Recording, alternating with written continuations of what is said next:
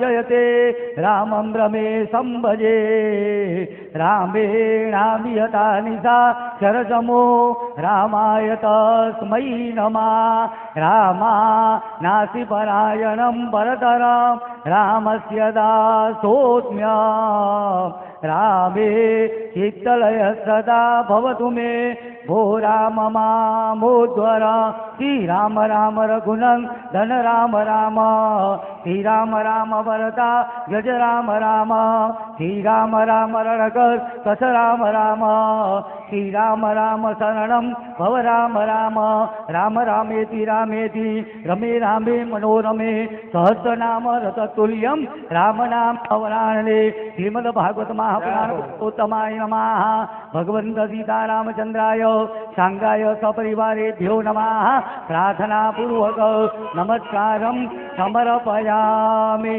बोले राजाधिराज श्री रामचंद्र भगवान की जय, श्री भागवत भगवान की जय, वृंदावन बिहारी लाल की जय, सदगुरु देव की जय जय श्री राधे।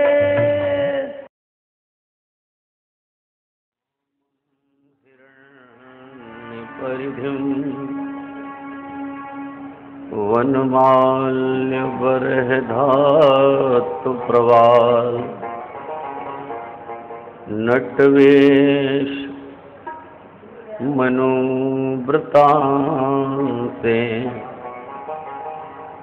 विन्यस्तहस्तमितरेण धुनान्मोक्षम्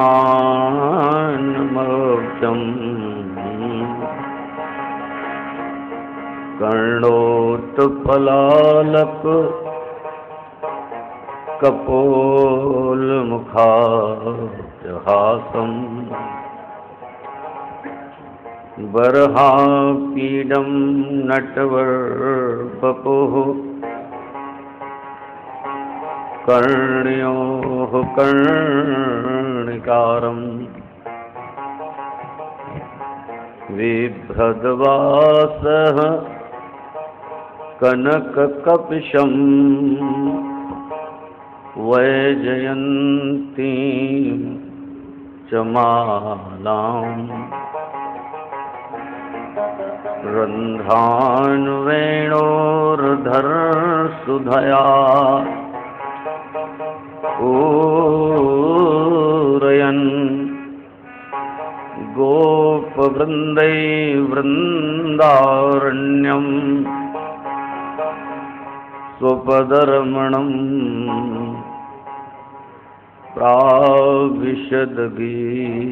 प्राविशद्गीतकीर्ति प्राविशद्गीतकीर्ति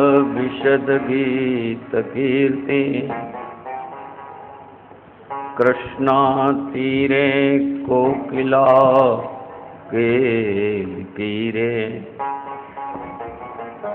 गुंजा कुंजे देवपुष्पादिकुंजे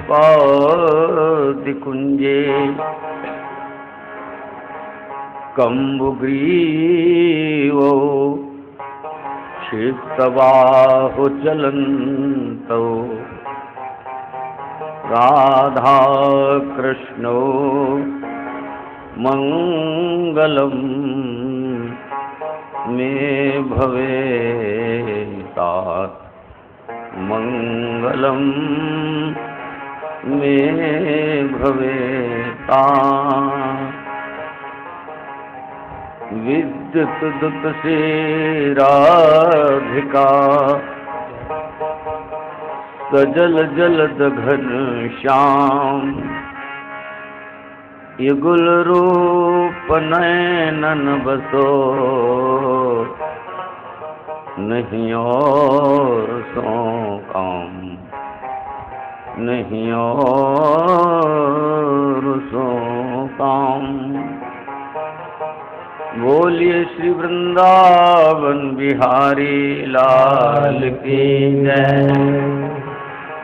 ठाकुर श्री राधा हरिहर बिहारी लाल की जय। जगत गुरु श्री चंद्र भगवान की जय। श्री बाबा हरिहर महाराज की जय।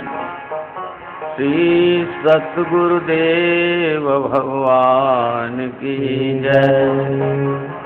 सर्व संत समाज की जय। सर्व हरि भक्तन की जय। श्री हनुमंत लाल की जय। श्री यमुना मैया की जय। जय जय श्री राधे श्याम। परम प्रभु परमात्मा के श्री चरण कमलों में हम लोग अपने मन को समाहित करने के लिए उनकी कीर्ति का गान करें। श्री कृष्ण गोविंद हरे मुरारे, हे नाथ नारायण वासुदेव। श्री कृष्ण गोविंद हरे मुरारे, हे नाथ नारायण वासुदेव।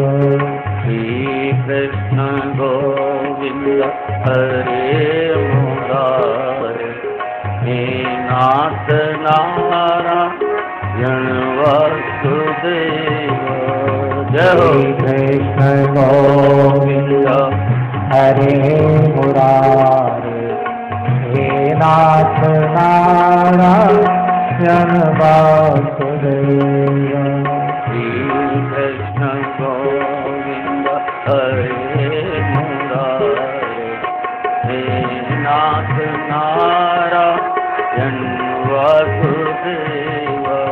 जय कृष्ण गाइए तो। हरे मुरारे, हे नाथ नारायण वासुदेव। हे नाथ नारायण वासुदेव। हे नाथ नारायण वासुदेव। हे नाथ नारायण वासुदेव। हे नाथ नारायण वासुदेव।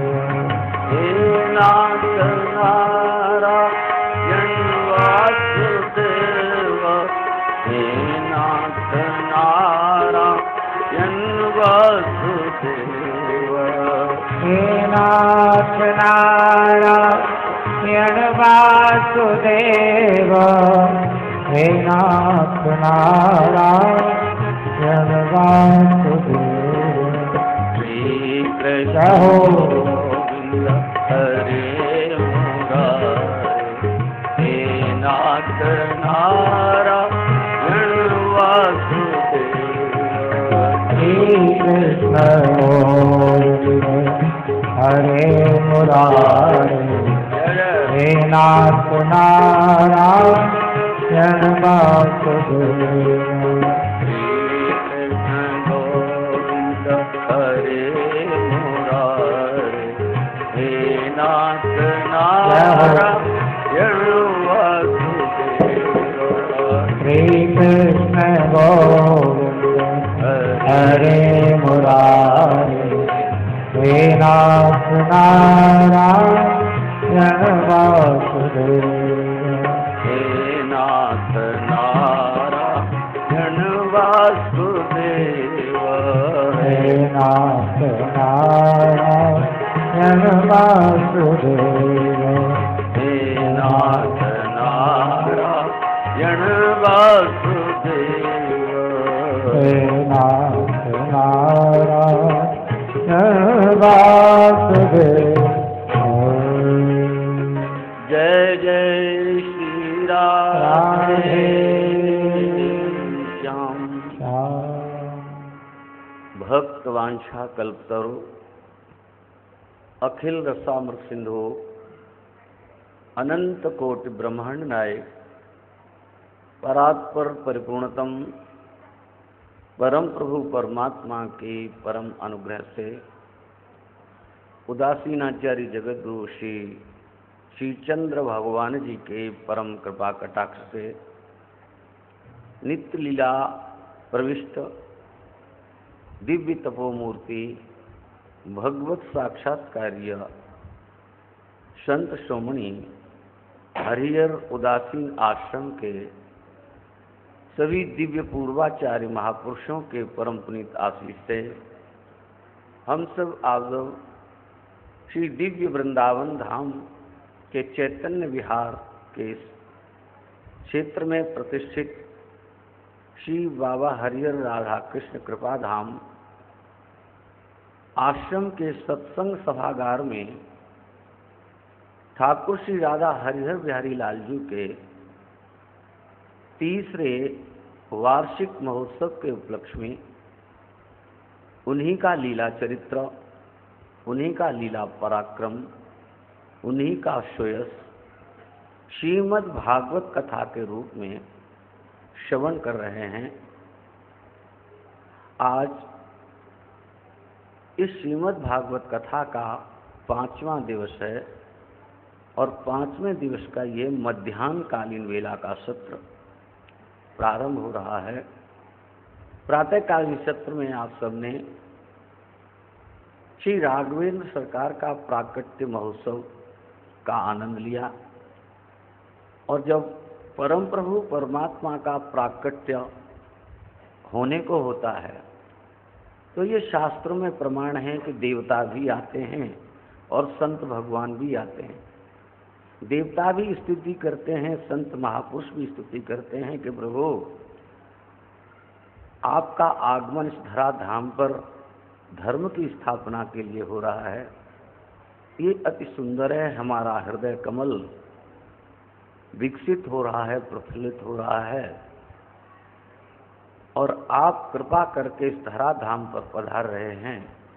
ये बहुत ही अमित आनंद का विषय है। अपने जब स्वामी आते हैं तो अपने स्वामी का आदर सत्कार करने के लिए देवता लोग, संत महापुरुष भी पधारते हैं। तो आपकी इस कथा जो चल रही है इसमें मध्य बंद में संत महापुरुष भी यहाँ पर प्रकट हो जाते हैं और उनकी भी इच्छा होती है कि हम अपने स्वामी के उपलक्ष्य में कुछ 2 शब्द कहें। पर महात्माओं के 2 शब्द छोटे भी होते हैं और बड़े भी होते हैं। अब उनके शब्दों की तुलना हम लोग तो नहीं कर सकते। असीम जैसे सागर होता है वैसे ही उनके 2 शब्द होते हैं। 2 शब्द तो राम भी हैं, कृष्ण भी हैं और इनमें सब कुछ समाया हुआ है। तो प्रातःकालीन के सत्र में बहुत आनंद, संतों का आगमन, उनका आशीष हम सबको प्राप्त हो रहा है। तो इस सूर्यवंश में प्रभु श्री राम का प्राकट्य इसी सूर्यवंश में हुआ है और सूर्यवंश में बहुत बड़े बड़े प्रभावशाली राजा हुए हैं। इसमें आगे चलकर इसमें राजा निमि इत्यादि का चरित्र आता है। राजा निमि बड़े चक्रवर्ती सम्राट हुए हैं और परम भगवत थे निमि राजा। राजा निमि के गुरु वशिष्ठ महाराज सूर्यवंश के गुरु हैं और जितने भी सूर्यवंश में राजा हुए उनके गुरु वशिष्ठ ही महाराज हैं, कुल गुरु। परंपरागत श्री वशिष्ठ महाराज ही कुल गुरु चले आए हैं। राजा निमि की इच्छा हुई कि हम यज्ञ करें और यज्ञ के माध्यम से परम प्रभु परमात्मा का पूजन करें। उस काल में यज्ञ यज्ञाद की ही मान्यता थी। सतयुग काल में राजा निमि समझते थे ये शरीर असार है और जो हम ईश्वर के लिए निमित्त जो कार्य कर लें वही हमारा कार्य है, इसलिए शीघ्र शुभ काम कर लेना चाहिए। पता नहीं शरीर रहा कि नहीं रहा।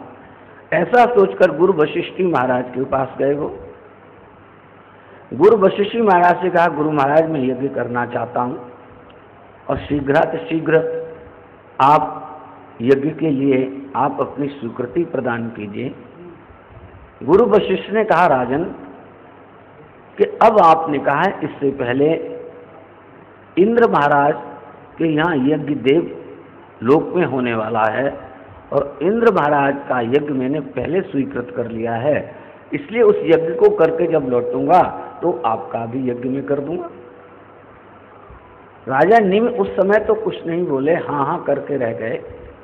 और वशिष्ठ महाराज देवलोक में यज्ञ के लिए चले गए और इधर निमि महाराज ने सोचा कि शरीर का तो कोई भरोसा नहीं, श्वास जो बाहर गई फिर अंदर आएगी कि ना आए।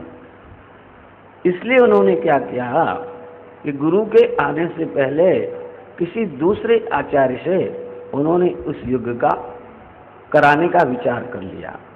और गुरु महाराज वशिष्ठ महाराज जब यज्ञ करके वहाँ से लौटे तो उन्हें पता लगा कि निमि महाराज जो है दूसरे गुरु से उन्होंने अपने यज्ञ को करा रहे हैं। तो वशिष्ठ महाराज को ये बात अच्छी नहीं लगी और वशिष्ठ महाराज जब निमि के पास आए कि निमि तुमने ये क्या किया। देखो दोनों जगह गुरु और चेला सही है। गुरुजी ने पहले किसी से कार्यक्रम ले रखा है, अब उसका कार्यक्रम अगर छोड़ दिया जाए और चेले का कार्यक्रम करने लगे तो लोग क्या कहेंगे कि गुरुजी पक्षपात करते हैं। तो इसमें भी गुरु की प्रतिष्ठा जाती है। और चेला भी वैराग्यवान है, वो सोचता है कि भाई अब गुरुजी जब तक लौटेंगे तब तक मानो मेरा शरीर नहीं रहा तो मैं शुभ कार्य से वंचित रह जाऊंगा। चेला भी अपनी जगह ठीक है, लेकिन विधि का विधान देखो क्या है। भगवान क्या चाहते हैं, होए सोई जो राम रच राखा। भगवान इस परंपरा में अयोनिज वंश की परंपरा डालना चाहते हैं। तो गुरु महाराज ने कहा कि निमि तुमने ये काम अच्छा नहीं किया, जाओ तुम्हारा शरीर पात हो जाएगा। चेले ने कहा कि गुरु महाराज इसमें मेरी क्या गलती है। लेकिन चेले को भी मन में आया कि गुरुजी मैं भी कहता हूं आपका भी शरीर पात हो जाए। अब गुरु चेले में शापाशापी हो गई तो निमि का शरीर पात हो गया और गुरु महाराज का भी शरीर पात हो गया। तो गुरु महाराज के शरीर की मित्रा वरुण के स्खलित वीर से महाराज वशिष्ठ का फिर जन्म हो गया, अयोनिज हो गए वो लोग। और इधर राजा निमि, जब राजा निमि जो वहां पर ऋषि और देवता लोग आए हुए थे, उन्होंने कहा कि भाई निमि ने हम लोगों को बुलाया हुआ है और हमारा इतना आदर और सत्कार किया है और इस प्रकार से हमको इतनी भेंट पूजाएं दी गई हैं, तो भाई निमि का भी हमें भला करना चाहिए। उन लोगों ने निमि महाराज के शरीर का मंथन किया और उसमें से एक सुंदर बालक का जन्म हुआ जिसका नाम आप देखते हैं कुशध्वज रखा गया। क्षीरध्वज कुशध्वज, वो जिसका नाम जनक रखा गया। जनक की परंपरा आई आगे चल करके और ये जनक महाराज अयोनिज पैदा हुए। इन्हीं के आगे चलकर क्षीरध्वज और कुशध्वज पैदा हुए। इसीलिए इन्हीं की यहाँ भूमि में माता सीता का प्राकट्य हुआ, क्योंकि माता सीता भी अयोनिज हैं और अयोनिज के यहाँ अयोनिज का ही जन्म हो सकता है। जनक महाराज अयोनिज हुए शरीर से मंथन करके, इसलिए उनका नाम जनक पड़ा और उन्हीं ने मिथिलापुरी नगर को बसाया। क्योंकि मंथन से उनका जन्म हुआ इसलिए उन्होंने मिथिलापुरी को बसाया।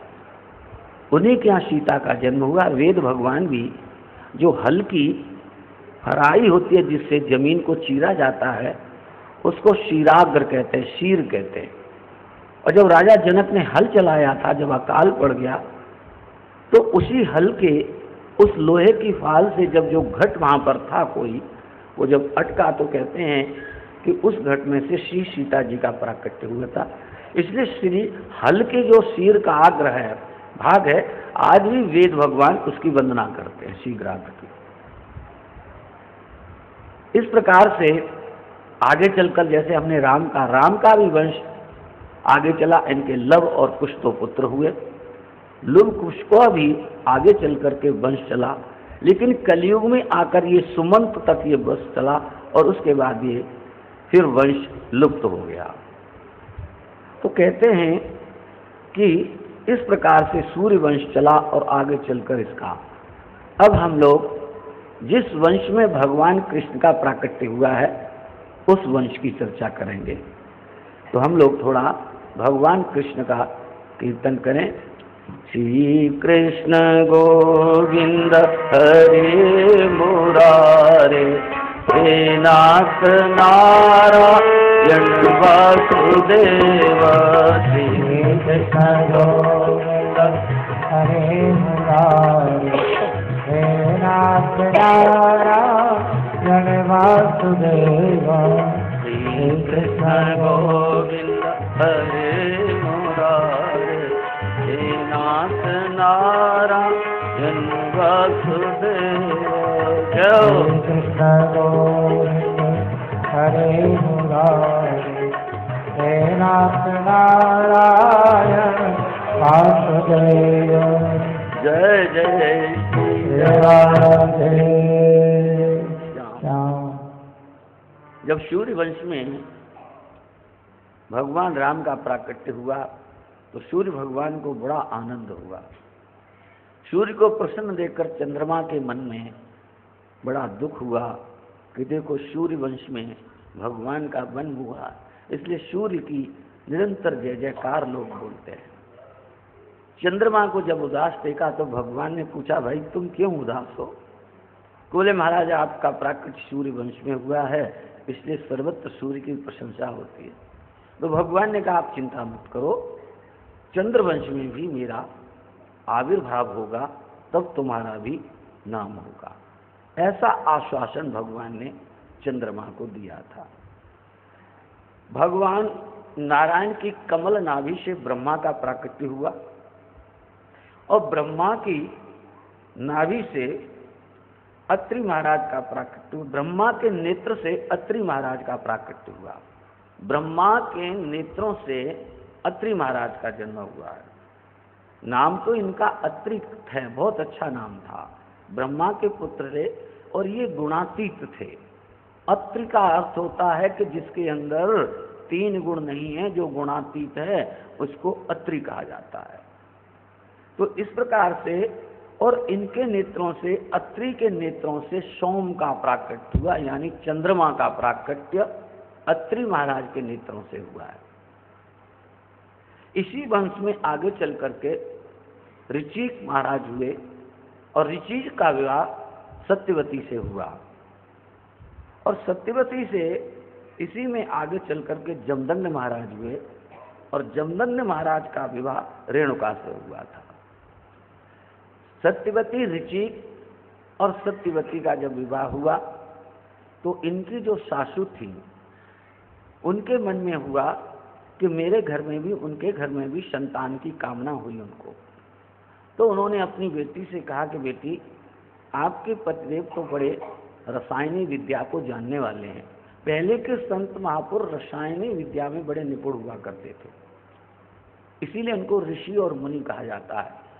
मैं अपने हिसाब से कहता हूँ ऋषि उसको कहते हैं जो खोजबीन करते हैं, जो वैज्ञानिक होते हैं, जो खोज करते हैं, रिसर्च करते हैं, निरंतर खोज करते हैं, वो ऋषि हुआ करते हैं।